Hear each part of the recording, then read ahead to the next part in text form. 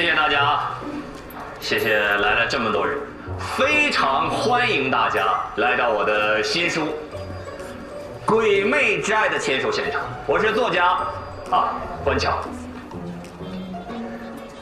正式发售之前呢，我想简单说两句。最近一直有很多人问我，说魔幻现实主义到底是什么意思？不是简单的说魔法呀、幻想这类的，而是一种创作流派。与其说是一种文学呢，更不如说是一把刀，是一柄弓箭，像剑簇，深深地插进粗糙的现实皮革当中去。魔幻现实主义文学呀，有两个特点，一个是现实，另外一个就是深刻的讽刺。这样呢，就要求作为创作者必须要有足够的人生阅历。哎，小王，干嘛呢？说你呢。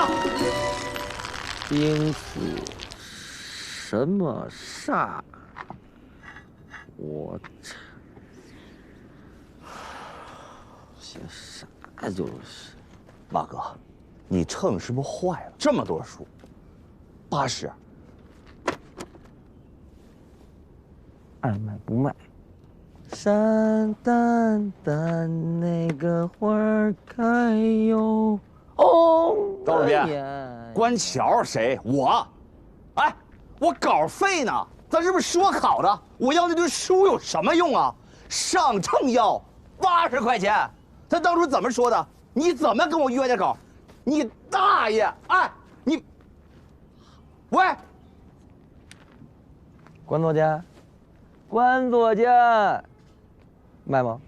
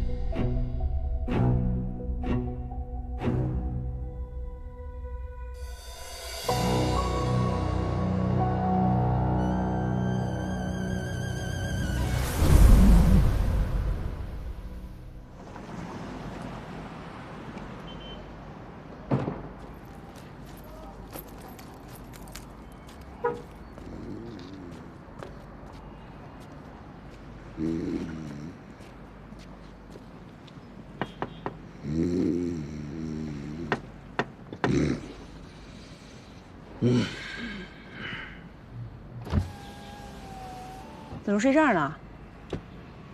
哎呀，老这迷糊。看完了吗？我看书慢，你全看完了？啊，我查了一下，当年网上有个论坛，专门讨论这些稀奇古怪的案子。关桥就是在这个论坛上连载的帖子，连载帖子的地名是库鲁，死者的姓名是程春。然后这个帖子在这个论坛上关注度很高，就有出版社找到关桥，拿到授权，改了改地名和人名，把它集合成册，发表了小说。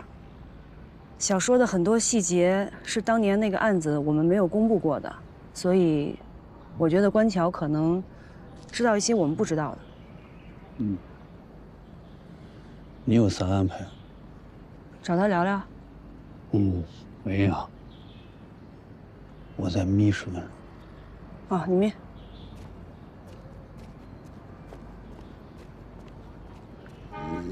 我刚刚呀，签字书赎回来，现在非常确定。我觉得你特别适合做我下一部书的女主角。你跟我前一任对象特别像。真的吗，大哥？真的呀，啊！哎，有时间你可以到我家坐坐，咱们呀一起创作啊。我省里呢还有一些记者朋友啊，他们都是干这个的，让他们也采访采访你。大哥，您人脉可真广，认识的人也多。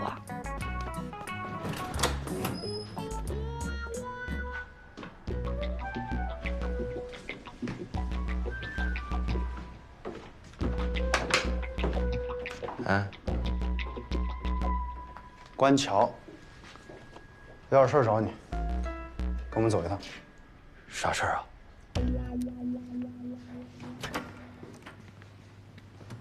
哎，我抗议啊！我刚才在洗脚城捏脚呢，突然进来2个人把我带到这儿来了。我怎么知道那个地方是正规的还是不正规的啊？不聊捏脚的事儿。我们找你来是要了解一些其他的情况，请坐。你跟孙彩云住一起吧？我俩是同居呢，但那是你情我愿的事儿啊。我是个作家，文人风流嘛，但违法乱纪的事儿我没做过啊。谁说你违法乱纪了？那抓我干嘛呀？《沙尘暴》我看完了，写的真不错。罗警官，关某不才啊，请您雅正。尤其是这里面的细节，太真实了。罗警官，您真是我的知音呐！我在写这个作品的时候也投入了非常多的精力，我写的时候放入了很多感情。我写完之后大病了一场。没那么简单吧？当然没那么简单了。哎，写完之后很多人扒我的身份啊，我的粉丝都知道我是个技术工人，还有人说我是什么那个大刘第2，就那个写科幻那个，把我看小了。那科幻文学怎么能？陈春认识吗？你小说里的这个女主人公春，跟现实生活中的程春，还有你小说里的陈元宝，和现实的丁宝元，在职业和社会关系上都高度契合，你怎么解释？那个案子当时多火呀！啊，那报纸、网上都查得着。哪个报纸和网上查得到丁宝元和程春有私情？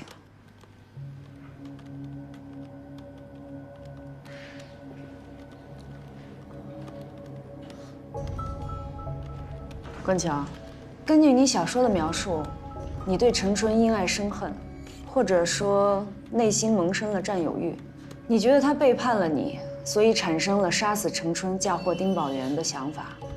于是趁着丁宝元和程春私会的时候，你偷配了丁宝元一直挂在裤子上供热站大门的钥匙，然后假借丁宝元之名，约程春到供热站，在供热站的门外杀死程春，用提前配好的钥匙把程春的尸体背进去，塞进锅炉，然后又靠你的书迷，也就是丁宝元的妻子孙彩云嫁祸给丁宝元。那是小说啊，罗警官，那是文学虚构的。但你可是以第一人称说你是杀死程春、嫁祸丁宝元的凶手。我这么写才有人看呢，啊，我只有这么写才有点击率。哎，那个英国那个笛福《鲁滨逊漂流记》，日本村上春树《挪威的森林》，还有大刘《流浪地球》，都是第一人称叙述。你这么写，读者才能愿意看。怎么可能真给地球安一个发动机？屁话多得很。程春被杀，原犯罪嫌疑人丁宝元翻案了，我已经把你列为重要嫌疑人。凭什么呀？你们有证据吗？认识陈春吗？认识。怎么认识的？说说。他在夜市摆摊儿的嘛，卖麻辣烫的，长得挺好看的。我当时是个文艺青年，特别穷，吃上顿没下顿。我在他的摊子上认识了他，他听说我是个作家，就对我眉来眼去的。一来二去呢，我们就好上了。他先勾引的我啊。那你对陈春的情感是不是像你小说里写的，因爱生恨，充满了占有欲？他先勾引的我，我是个作家。哎，我当时跟他说我来库鲁是为了给小说找灵感，找完了我就回省城了。他听说完之后对我特别上心。后来我听说程春是做皮肉生意的，我们俩就断了。再后来我听说程春死了，你们把丁宝元抓起来了。当时街头巷尾都在说这个事，众说纷纭啊。我当时想把它写成书，一定能火。我就以凶杀案凶手的身份，在网上连载了这本书。哎，我这都是出于对于文学的一种热爱啊。程春的死跟我肯定没有任何关系。哎，关晓，你那小说里的程元宝和春儿，生活里有什么关系啊？你是说丁宝元和程春？他俩好过一段时间，后来孙彩云就捷足先登了嘛，我就知道这些。关桥，你最好想清楚，还有什么遗漏的没交代。如果让我们知道你知情不报，下次就没有这么简单了。我就知道这些啊，我那个书里一部分是程春跟我说的，还有一部分是我在网上提炼出来的嘛。我真就知道这些啊！我们应该马上再次提审丁宝元。小说不能当证据吧？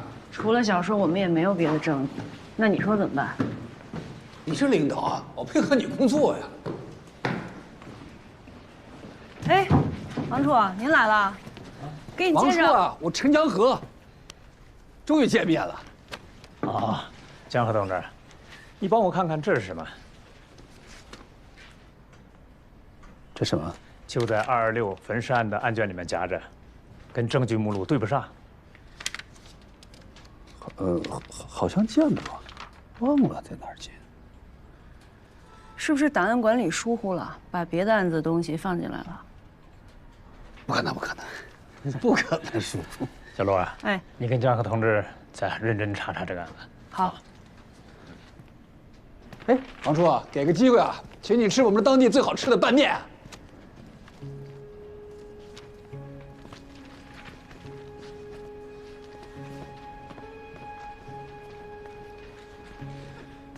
好像见过，哪儿见的？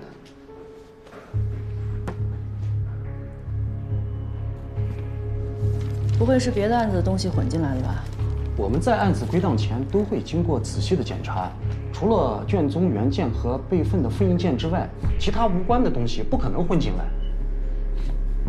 我请你查一下这个226焚尸案卷宗的借阅记录。最后一位借阅的是葛队，还借走了03年秋季扫黄打非专项行动的全部材料。03年秋季扫黄打非，我参与过抓陈春的行动啊。葛队啥时候还的这2个卷宗？是葛队出事以后，刘局长帮葛队整理完以后归还。刘长林。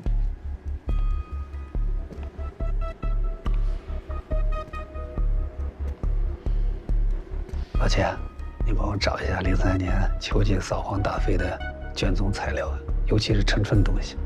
哎，好。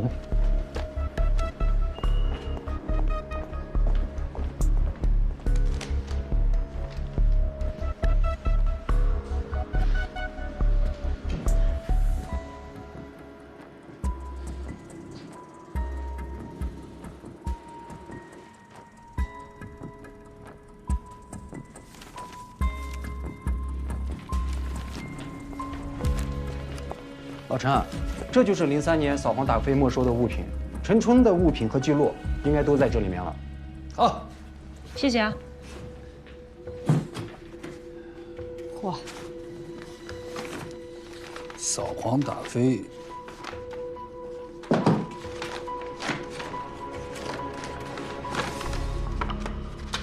哟，这个你不能看。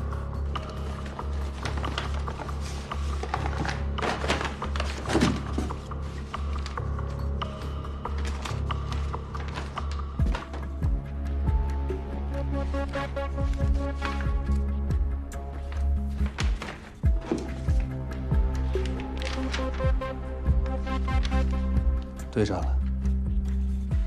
陈春的电话本。更像一个账本，有电话号码，前面没名字。对。后面有数字，这个数字是什么意思？账目为啥不留姓名？对啊，为什么呢？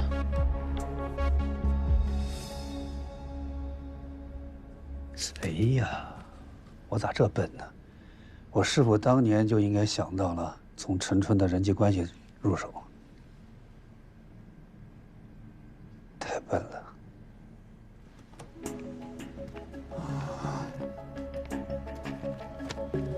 先把这个留着，看看别的。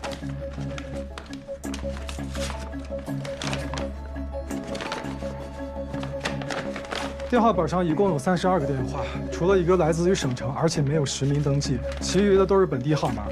上面有丁宝元入狱之前的电话，就是这个。丁宝元1311946571，为10年后。丁宝元和陈春有关系的证据找到了，把这个还回档案室。哎，好。哎，什么时候提审丁宝元啊？什么时候提审丁宝元啊？现在。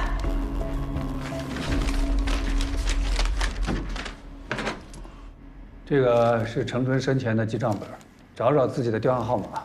丁宝元，你跟陈春到底有没有关系啊？我和以前的老婆关系不好，陈春挺漂亮的，所以一来二去的，我跟她好过一段，可是时间很短，我就离了婚，娶了现在的老婆。陈春也有了其他男人，我和他就断了，没再联系过。再没有联系吗？没再联系过。我新娶的老婆比他年轻，也比他漂亮，我们感情也很好。这陈春后来名声也不好，我还找他干嘛呀？你老婆子月月能看你，这样老婆子不多见的。儿子可爱健康，丁宝元，把跟陈春的关系说清楚，对自己对家庭负责任的。真没联系了。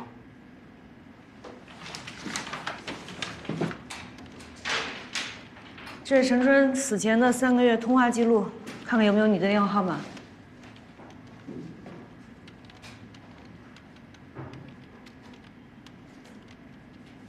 警察同志，这个就是因为陈春后来做了皮肉生意，我才找到他几回，而且上面记得很清楚，就这么几回。不用我坐8年牢吧？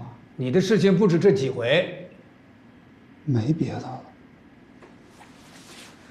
丁宝元，你说你案发当晚去找马进才，是不是在路上碰见了陈春？然后他纠缠你，你把陈春杀了，塞进了锅炉。警察同志，这陈春纠缠我干嘛呀？我第一不欠他钱，第二我们分开很久了，没什么感情，他还有了其他男人。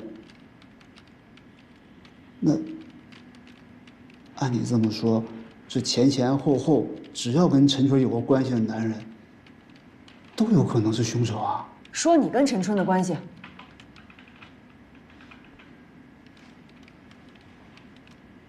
陈警官，我听说你和陈春都是从洛车出来的，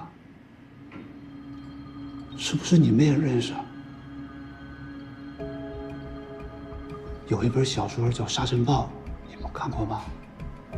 那里边写春儿和一个姓陈的警官好过，可精彩了。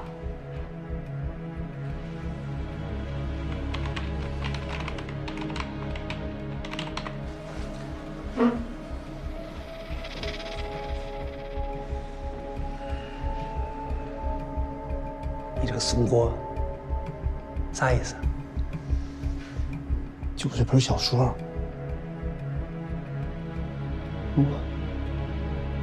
罗警官，你可以看看，写的可好了。我每天都看，写的可好了，太精彩了。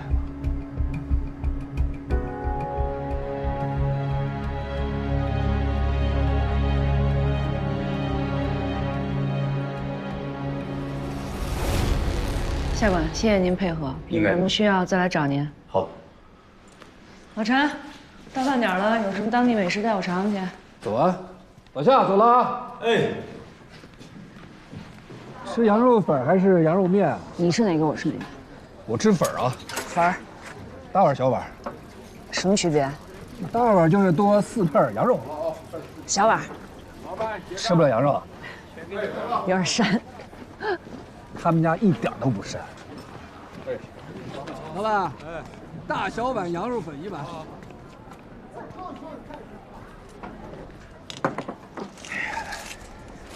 尝尝这个。哎，老陈，库鲁就这么大个地儿，人和人认识很正常的。正常。太小了，地头。你认识陈川啊？认识啊。你怎么没告诉我呀？这不没问到这块吗？吃蒜吗？吃。那你们怎么认识的？卷宗上怎么写的呀？程春从坐车嫁到库鲁，1年后丈夫死了，为了生计做小本买卖，后来因为卖淫嫖娼被抓了。卷宗上就是这么写的。谢谢。我跟陈春是2000年认识的。有天晚上我下夜班，正好路过他的摊位，看见几个小流氓骚扰他，我就过去了。哎，别理他们！来，不行，坐着喝一杯吧。喝酒，大哥，来，我这单给您免了还不行吗？来，喝一杯吧，老娘。大哥，别松手！干啥呢？少他妈管闲事啊！喝大了吧？看清楚啊！看清楚！放下！走。啊！流血了，擦擦。来碗羊肉粉。哎。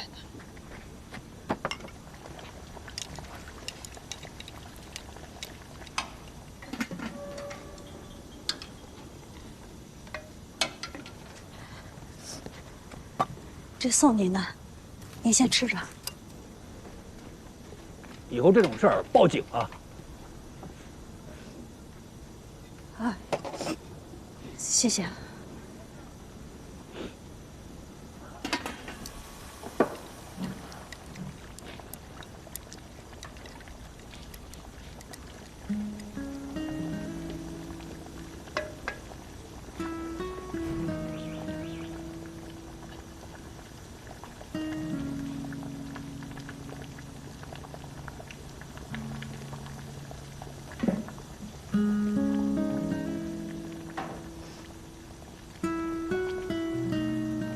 后来陈春为了谢谢我，带着自己做的吃的找过我2次，第3次我就拒绝了。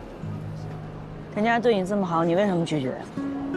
这事儿不能给人家失望呀。卷宗没写这个吧？没看到。再后来，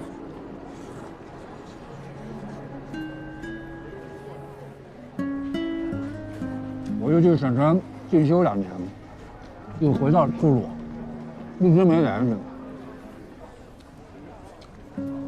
再后来，在一次抓捕卖淫嫖娼行动中，我抓了他。再后来，就是公社站发生命案，被害人陈春。官桥小说里的主人公陈春，他只是希望在这个小城里能生存下去，不被人欺负，所以他把所有的希望都寄托在男人身上，那是他唯一的依靠。哎，老陈，你有没有想过，如果当年你接受了陈春的示好，他的人生就不是今天这样？我瞎说啊。那很可能就是另一个版本的沙尘暴了。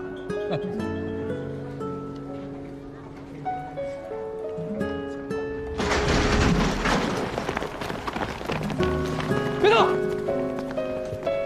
西米，把衣服穿上。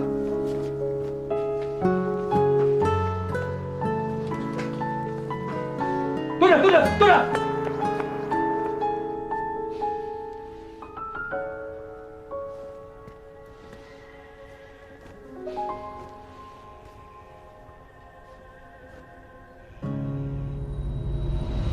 咱们说回到丁宝元吧，我现在越发的觉得他是凶手。从咱们2次提审能看出来，他的外表根本不是现在这样人畜无害。首先，他有明确的作案动机，时间也对得上。那晚陈春10点钟还在街上，丁宝元去找马进才，2个人是有机会碰上的。陈春纠缠丁宝元，然后被杀了。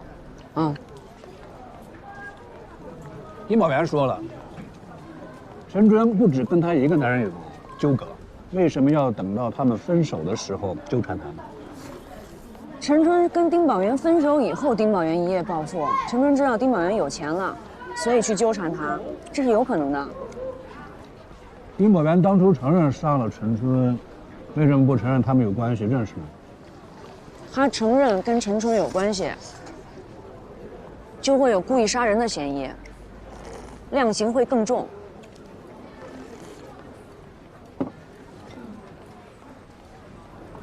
如果是这样，丁宝元说的供热站就不是第一现场。第一现场是在大街上，陈春最后出现的地方。也许，这最终是疑罪从无的案件。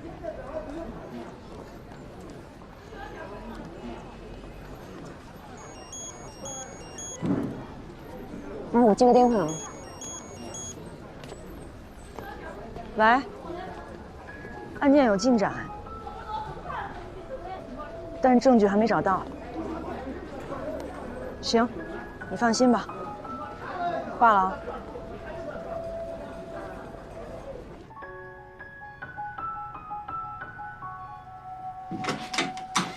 王老师回来了。哎呦，江河，你来了。你看看，你看看。我这么跟你说，孩子，你别老往这跑，往这跑的，办案子要紧。尿布换了，饭马上喂完。洗手吃饭吧，王老师。就不该给你配钥匙，洗手去。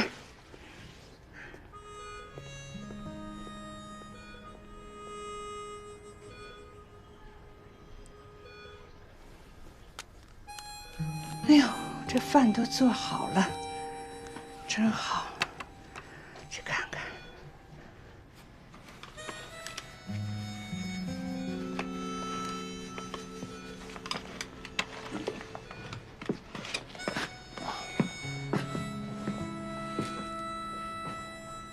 你快吃凉了。我暂时不吃。我刚才没忍住，饿了。先喝了2碗羊肉粉丝汤，哎呀，我消化消化。你苦命吃那个，这多好吃呀！我喜欢吃这个，真有长进，好吃是吧？好吃。你这乐车真是把自己放野了。咋野了？自己干嘛不拾掇拾掇呀？我这不精神吗？你看你的头发长的。有点长。回头我给你理理发啊。不用，我找一个理发馆，找就剪了。花那钱呢？你师傅躺着7、8年，什么都是我给他拾掇。等我吃完了啊。行。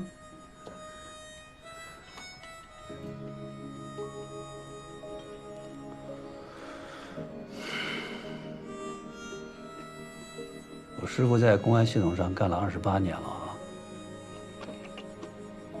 可不是。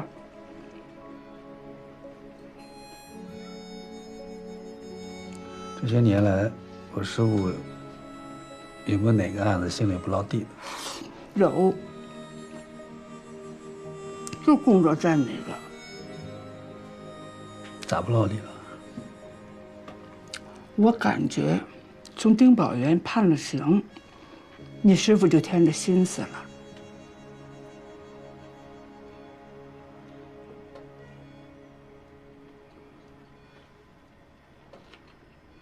王老师把这案子记这么清楚，看来我师傅是不落地啊，心里。老葛的事儿就是我的事儿嘛。我听说局里要复查这个案子，你这次回来就负责这事儿吧。也不算负责，我配合工作。江河，这案子要查就好好查，也算了了你师傅一个心思。啊。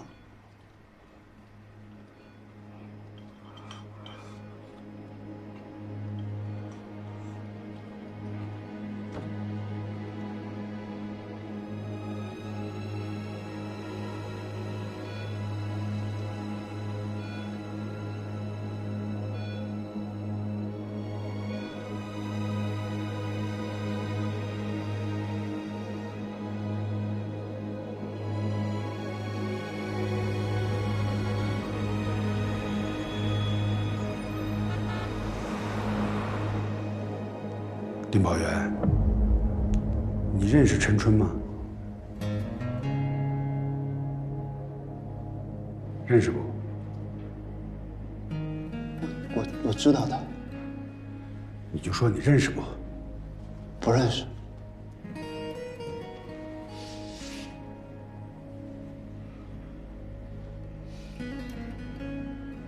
丁委员，你把那个作案的过程再叙述一遍。我是10点半回到站里，看见煤堆那儿站了个人，我以为是偷煤的，我就想教训他一下。我们这一班2个工人，我带班，一共3个人，钥匙只有1把，一直在我这儿。我用铁锹拍了他的头，他一下就倒那儿了。我没想杀他，我是打错人了，我也是为了保护国家财产呀。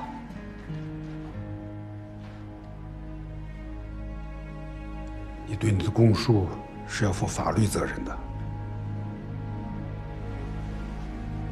丁宝元，你杀了一个人，法律后果你应该清楚吧？我没想杀人，我是打错人了，我是为了保护国家财产，我没想杀人，我打错人了，请大家都打错了。打人塞进炉子还是打死塞进炉子？丁宝元都已经承认人是他杀的。你咋学得毛毛躁躁的了？你不是认识陈春吗？啊，你以前不是审过他吗？他平时都和杀人来往，你知道不？他在菜市场摆夜市，还做皮肉生意。那你就去查一查呀，看看丁宝元跟这陈春有啥瓜葛没有？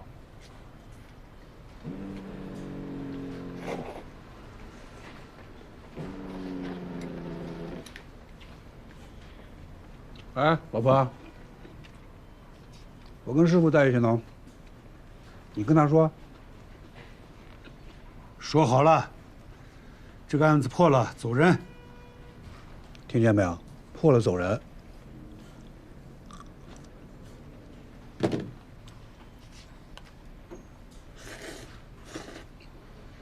赶紧去查呀！案子破了走人。我看你是不想走了，是不是老有男的来找他呀？他和公热镇的丁宝元熟不熟？这人命关天的，我就更不敢说了。反正我是没见他们来往过。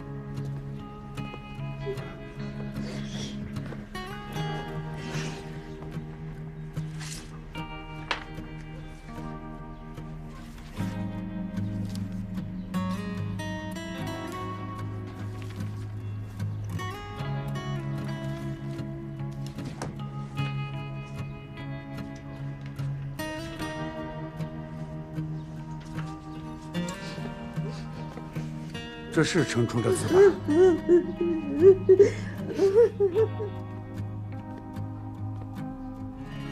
师傅，这案子能移交吗？拿啥移交？丁宝元不亲口供述了吗？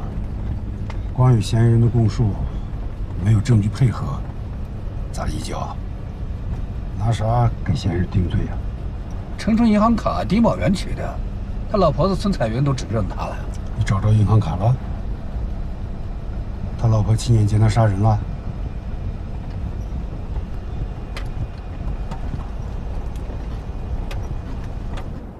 被告丁宝元犯故意杀人罪，判处死刑，缓期2年执行，剥夺政治权利终身，将被告丁宝元羁押看守所，现在闭庭。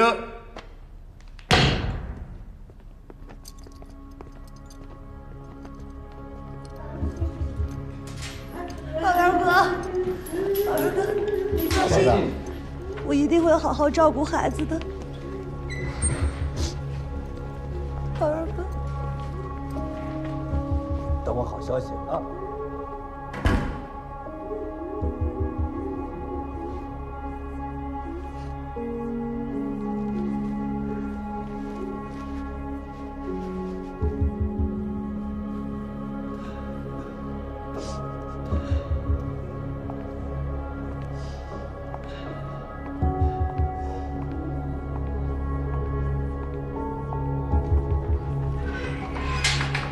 师傅，怎么？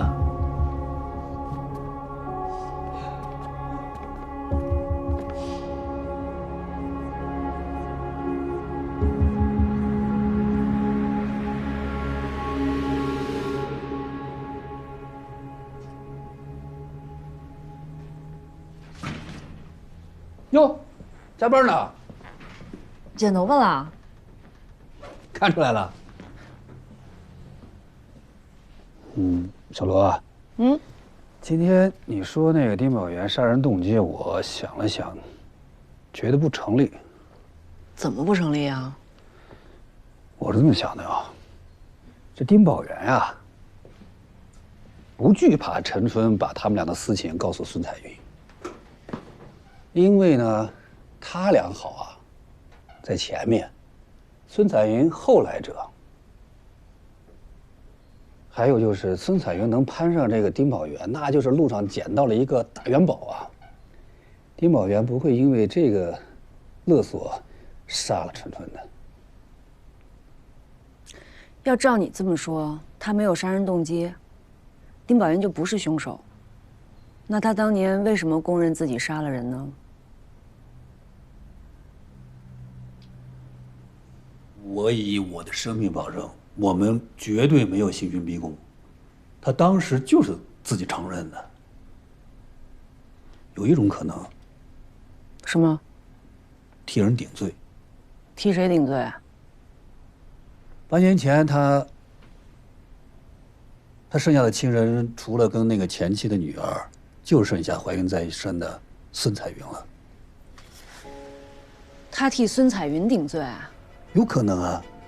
2个女人为一个男人打起来了，这孙彩云情急之下杀了程春，扔到炉子里。孙彩云那天跟二溜子马进才在一起，没有作案时间。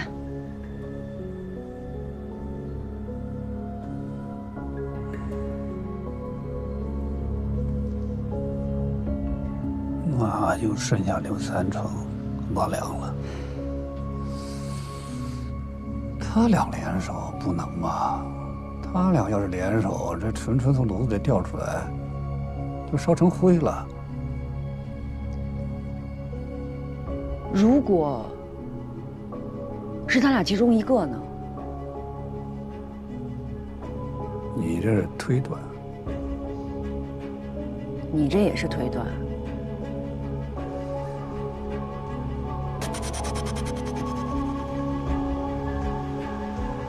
对，推断。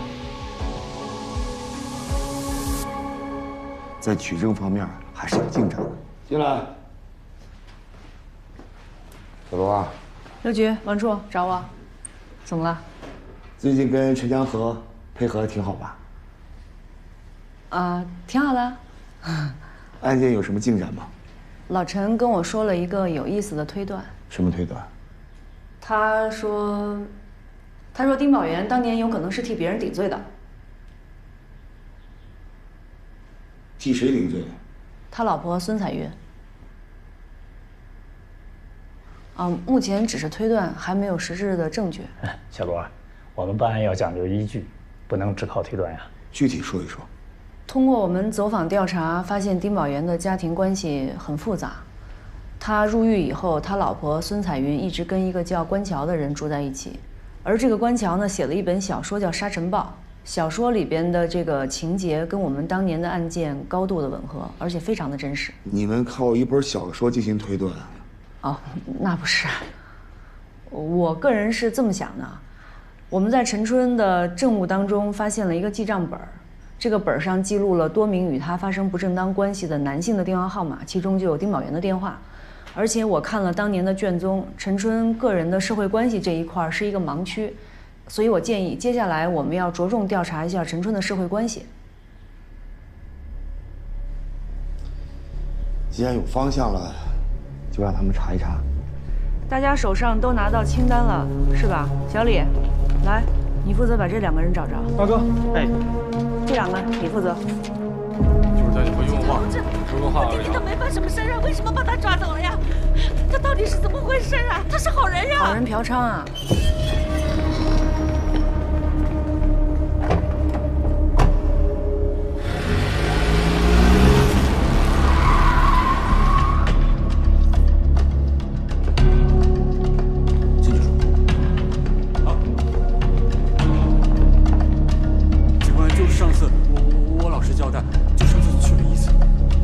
坐回去。我现在告诉你啊，第一天去吃了侯门羊肉，坐那。认识程春吗？我们把你请过来是因为什么？你自己心里不清楚吗？不认识。我跟你说啊，什么意思啊？不配合是不是？我拘留你信不信？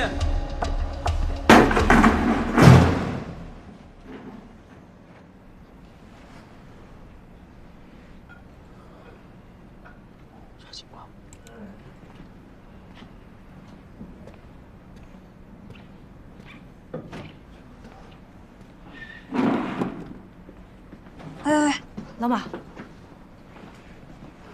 啊，这是当年银行监控那视频吗？对，当年就是通过这个视频锁定的那个犯罪嫌疑人丁宝元。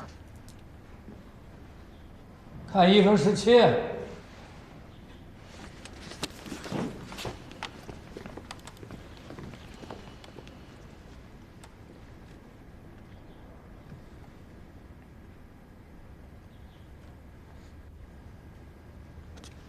这不就是丁宝元吗？看丁宝元只是现场的视频，有啥区别？这不还是丁宝元吗？没啥区别。没区别啊。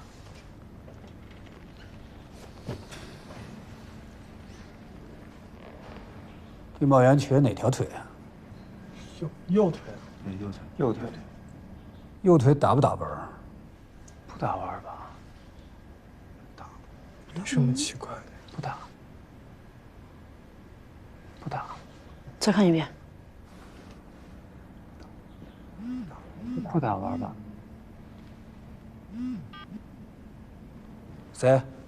宝宝用妈妈的手机给你打的电话。哦，多多，咋了？舅舅给我摘了漂亮的曼陀罗，我也想让你过来看看。白白在上班呢，下班之后找你，好不好？好的，就这么定了。哦，一定。伯伯再见。再见。再看一下银行视频。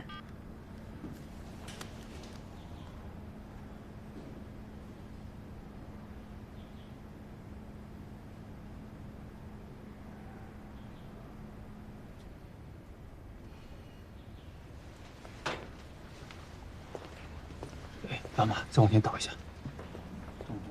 2个视频丁宝元下台阶的姿态不一样，有人伪装丁宝元在银行取钱。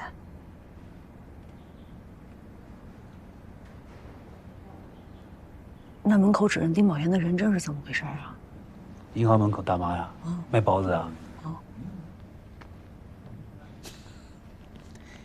一辈子没被人重视过，终于有个机会可以发挥了。现在我们能证明这个案子确实存在合理怀疑，根据疑罪从无的理念，判定丁宝元无罪。不要疑罪从无啊！这是现代法治理念。从监狱里出来，还背负着杀人嫌疑，日子不好过的。打脸球子的，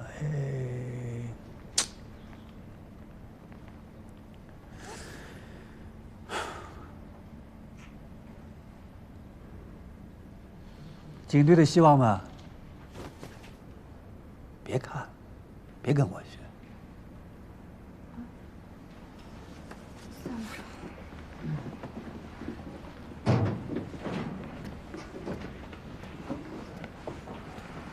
把垃圾桶拿过来。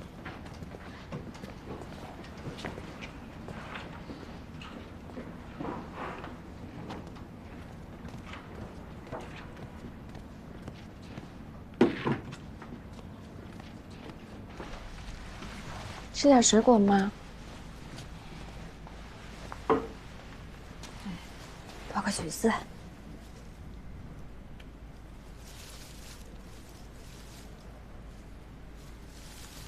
妈妈，我流鼻血了。抬头，宇哥。宇哥，宇哥，抬头，宇哥。吴医生，吴医生，吴医生。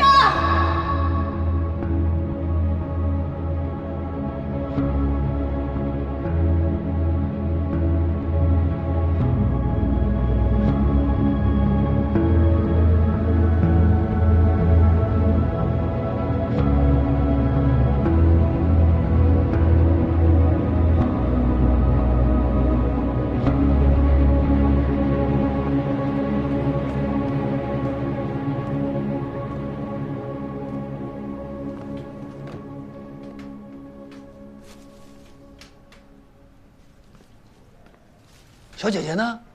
她鼻子出血了。哎，护士，这床的那小女孩多多呢？在楼下抢救呢。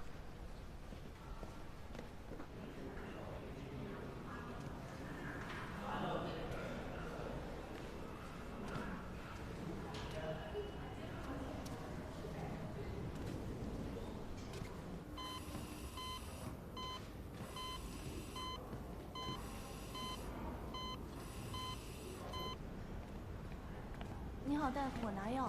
啊，那你单子给我吧。啊，行。大夫，我这单子是不是不对的？对的呢。很遗憾，没能抢救过来。节哀。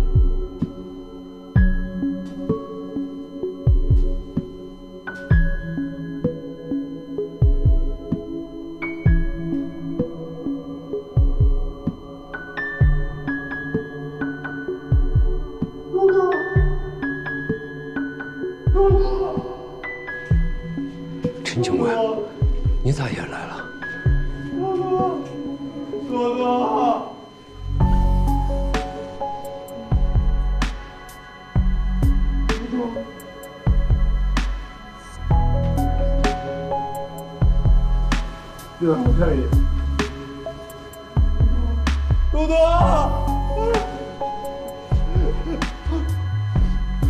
多多。